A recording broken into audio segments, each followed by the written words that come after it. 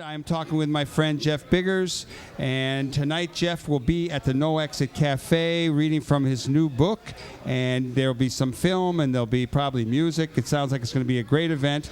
Jeff, while you were in the Sierra Madre, I think it was there, maybe it was somewhere else, you got a letter from an uncle. Tell us what happened. Very dramatic moment. This was in 1999, and my uncle wrote me from Kentucky saying, "What are you doing down in Mexico? While you're abroad chronicling the cultures and the histories of other people, your own heritage has been strip mined and destroyed. We, in fact, have been eliminated, and that no one knows who we were in the backwoods of Eagle Creek of southern Illinois." We had come into southern Illinois in 1805 as some of the earliest pioneers in Illinois, and had been really played a very important role in one of the most historic communities called Eagle Creek, which is just outside Shawneetown in the Shawnee National Forest, down in just at the very tip of southern southeastern Illinois. While I was gone, the coal companies, which had been encroaching for years, companies from Chicago, companies from all around the country, wanted to get at some of the richest seams of coal, and of course we had been fighting them off since the 1930s, and finally, farm by farm, they were able to cut into a holler that is completely surrounded by the Illinois Wilderness Act. Some of the most diverse forests we have in the nation are down there. But our little tiny panhandle was left out with a loophole just because we had what's called resource attributes. We had these great thick seams of coal. And so by aggression and by pushing, eventually our last cousin had to sell out. They started doing explosions near his farm and his old historic homestead. It's the same cabin my mother grew up in. It's a homestead that had been built by anti-slavery Baptists 150 years ago. And it was devastated because the explosions, these are 2.5 thousand pounds of explosions going off at once within 100 feet away, destroyed his well, rocked his house, and eventually made life unlivable, and he finally had to throw in the towel and leave. And so I wanted to go back, just like I went to the great canyons of the Sierra Madre and around the world, and to say, what have we lost in this massive amphitheater of death? What have they actually strip mined from our historical memory?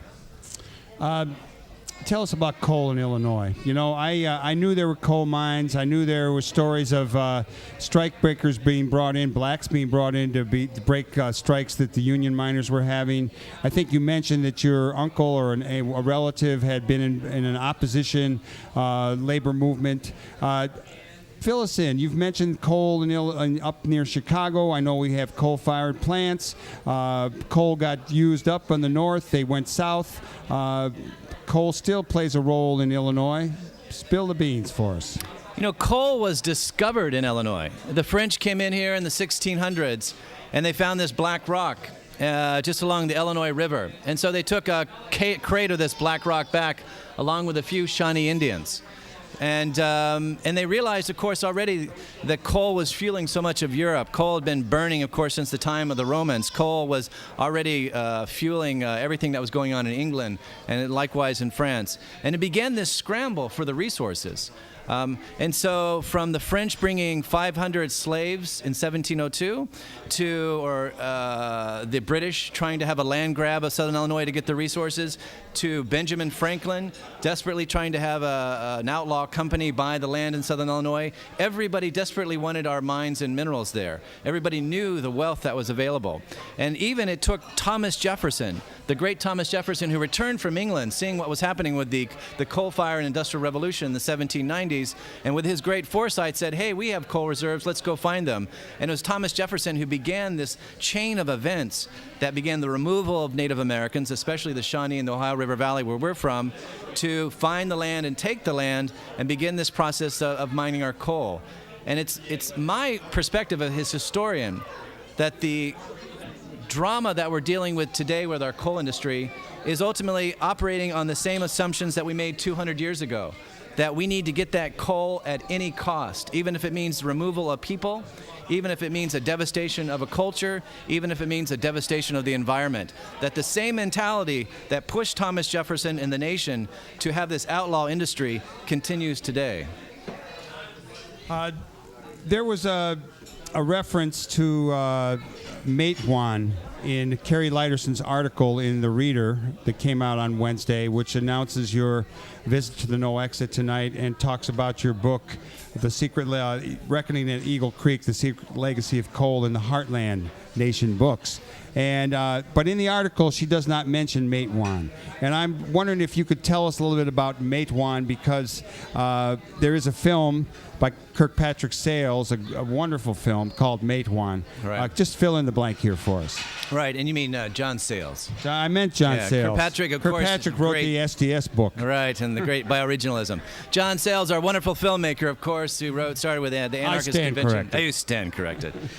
The great film of Matewan, of course, tells about the Coal Wars in West Virginia and the massacre that took place in Matewan that ultimately followed through with the Battle of Blair Mountain, when 10,000 American war veterans and coal miners marched to two counties that were being denied the opportunity to unionize. And of course, this is in the 1920s, and of course, already in Illinois, we had unionized so early on. The first union in America for the coal miners was in Illinois in the 1860s. And already by the 1870s, the United Mine Workers had won an 8-hour workday, but it was not without an incredible struggle and marching. There's a great man named General Bradley, who emerged out of our mines in southern Illinois, who built an army, a nonviolent army, to begin the march and to take on the incredible ravages of people out of Chicago, like your dear friend Francis Peabody, who was so happy to pay everybody My friend? Your friend, Mr. Peabody.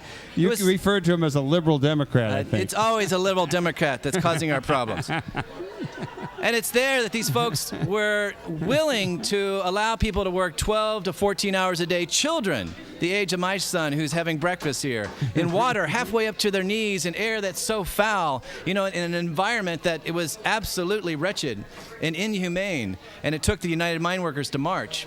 And eventually, it took people like my grandfather, who broke with the United Mine Workers for our own radical union called the Progressive Mine Workers of America, who even believed the United Mine Workers had become corrupt and were selling out and compromising. So Illinois was always, Southern Illinois, a hotbed of radical union activity.